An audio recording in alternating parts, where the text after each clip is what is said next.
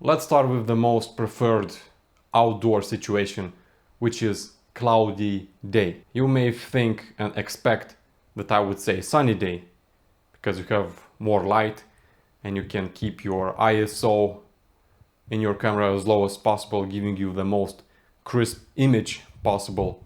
However, this is not the case, because when it's sunny day, you have this huge contrast between shadows and highlights. And for the camera sensor, it's very difficult to retain information in the same manner as in the shadow and in the light. Of course, there are some techniques to overcome that, and I will show you. Still, cloudy day is preferred by the most photographers and videographers. Because of the sun being under the clouds, it diffuses the light, and you have light particles being equally distributed.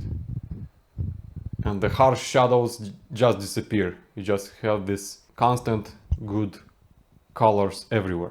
Let me show you in the pictures how harsh light looks like and how diffused light looks like. If you were into the photo studio, or you have been on set, or you may see footage of behind the scenes, how people produce a movie, definitely you saw lights being under these huge umbrellas. Well, these umbrellas are for one purpose only, which is again to diffuse the light in an equal manner, so you don't have these harsh shadows. Especially when you have on your face, it's very unprofessional, I would say. Okay, let's jump into DaVinci Resolve, and I will color correct and color grade 3 shots in a cloudy day during different kinds of projects, and just follow me along. Okay, so finally we got to the juicy part of this course. And as I said, we have 3 shots. Again, you can download them, and as you see, commonality between 3 of them is the cloudy weather. Here you can see through the mirror, here is on the back, and here it's not so cloudy as I remember back then, but because we were like surrounded in the shadows, the light got diffused naturally, and it was more than enough. Okay, so let's go to the color page tab. Let's remove the LUTs. And what I'm usually doing is I'm pressing Alt S, 1, 2, so I'm having 3 phases of color grading, sometimes 4, but this is only on rare occasions when I have to color correct the skin tones. So if you followed along with my camera settings I shared with you, and I mentioned you don't need to understand color spaces and other high sophisticated stuff for beginners. So the first time I'm usually doing is raising the contrast. As soon as you raise the contrast, the natural color will start to be more even. And I'm usually raising the contrast using the curves. Of course, you can do this by sliding this one, the contrast, like this. But I don't like it because you don't gain so much control. You just raise some numbers and it's... I mean, I don't like it. You may like it, you can try it, but I don't. What I wanted to pay attention is on the curve aspect. So I'll put the middle here, and from this point below, you are controlling the shadows, as you see. And on the point up, from this point upwards, you're controlling the highlights. You see, only the light spots is being manipulated. And what I'm usually doing is I'm slightly raising the highlights, just like this at tip, to bring more some life into it. Let me put the full resolution. You see it's a little bit better, and then the contrast, usually what's happening, it brings the colors, it makes them more alive. You don't need crazy S-curves, this S-curve is enough, and you immediately have a wide difference in your shot. This is before, this is after. This is before, this is after. I will take on this shot very, very slow, so you will see. Now, what I want you to pay close attention to is like, okay, I raised the contrast, now I can put the LUT. No, not so fast. I want you to pay attention to parade. If you don't know how to activate it, just press here on the scopes, and on the drop down menu activate the parade button, and you will have this RGB color. You see here red is more predominant than green, and green is more predominant than blue. And what I see, the blue is very how I see, is too much pressure by these two colors. So this is why this is where I'm using the first node. And people, again, for beginners, they say, yeah, you can use the color tab, just change the temperature, and it works. If you see like after, before, after, before, after. But the thing about this I don't like is that this temperature influences all these colors. So what I recommend is to use the gain. Again, this is another cheat code for beginners. It will take a little bit more time to get used to it, but just pay attention where is red, blue, cyan, green. So what I'm doing is like I'm moving towards blue, and pay attention to the scopes over here. So I'm moving towards blue, right? And the blue starts to get raised. Okay. Now you see that the green got way too much low. But again, now if we look at the shot, we remove the greenish light on her skin tones. So okay, in this case, I'm gonna go a little bit lower towards green, just like this. And now you see, it doesn't have to be exactly on one line. I mean, of course you have to believe the scopes over here, but also just look in the shot. You know, it's way better. This is the natural look you have to attain. Again, before, after, before. Again, keep attention. You have some greenish on her dress, on her skin. It's like too much green. It's green everywhere. And as I said, it doesn't matter if I did the white balance in camera correctly. Sometimes the environment dictates its own rules. So with this slightly color adjustment, we just color correct it and it looks more natural and cinematic. And then this is the third node. This is the easiest part. You go to LUTs, and I like these LUTs. I downloaded for free. Again, this is a huge part of this course. You don't need paid LUTs, because I see other people buying LUTs and they don't know how to apply them properly.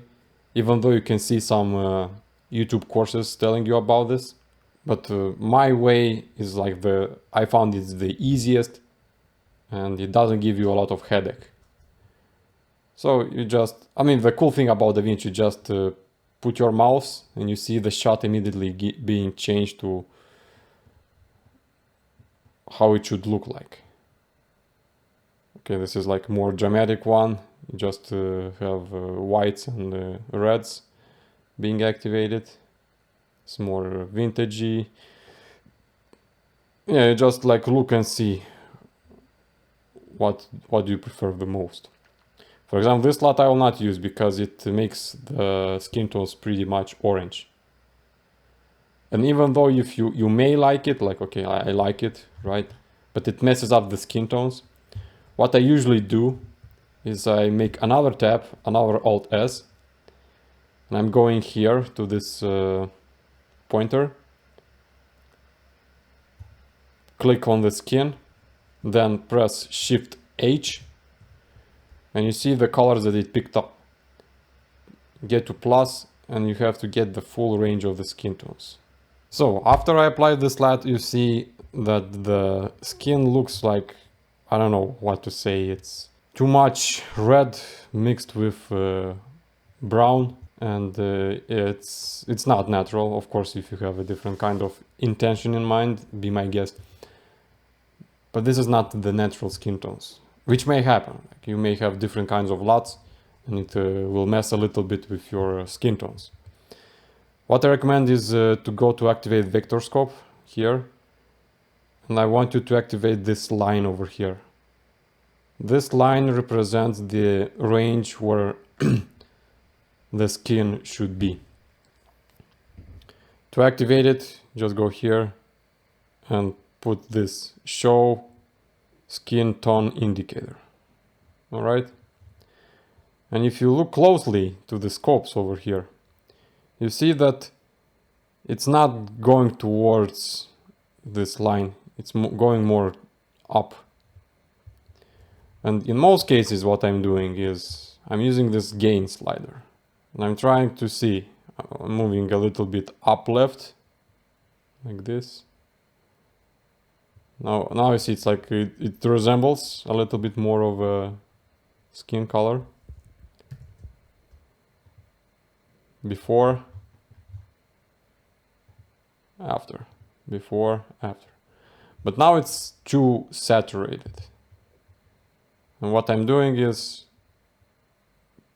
low the saturation.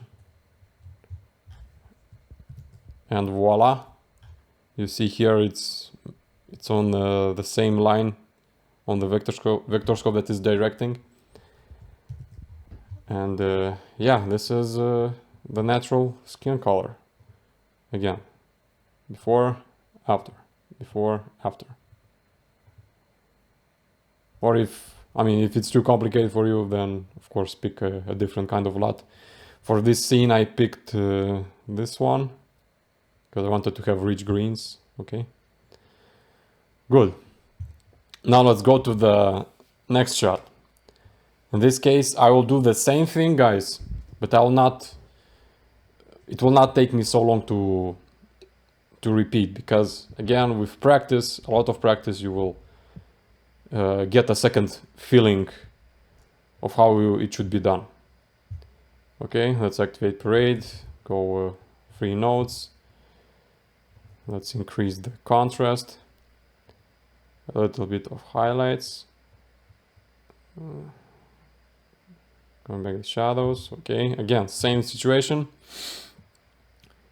White balance is unmatched a little bit, so we have reds up, then greens, then blue. I will try to make them more or less equal using the gain slider. While I'm doing this, I'm paying attention to the shot, right? Now look at this. It's night and day. Before, after, before, after. And when you see that you have bluish sky, which was like this in reality, the skin starts to pop up more, right? And now you can easily add some LUTs. And most of them will look very cool. This is what I mean, adding an artistic touch on top of this. Let's go for extreme like this LUT. And I want to say, like, I very want you to experiment when you'll do this kind of color grades. I want you to show me someone that will guess, at least if you're a beginner, you know? Because once you do this process step by step, your colors, your color grading will just stand out without looking messy and unnatural. This is why I designed this course. This is what it helps me, and I really hope it will help you as well. You just need 3 nodes, that's all you need. Because I also watched different tutorials on YouTube. They were showing some sophisticated nodes, which doesn't really matter, because I need simple and quick and effective. Okay, let's go to this shot.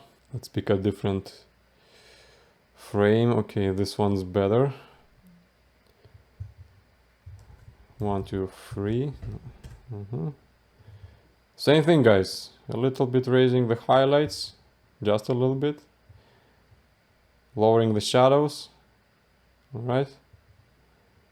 Before, after. Okay, now the color starts to pop up. Again, same situation. I don't know why it happens. But using a white paper works in certain situations. Still, it's good enough to be able to correct it in post-production. So I'm raising the blues, not too much, like this. So, color just before, after, before, after. Now this gives you a natural look. And now you can add a LUT. Okay. Yeah, this one can work actually. Looks pretty good. It adds a blue outline in the shadows. This one is also very cool. Okay, let's go with this one. Okay. So this is the artistic look. Before, after. Before, after. Pay attention that the greens just disappear, so it's matching more with the color of the background. After. That's all. It's crazy easy once you prepare the steps. And in this case, if you keep your camera exposure consistent, you'll get consistent good colors. So thanks for watching, and see you on the next module.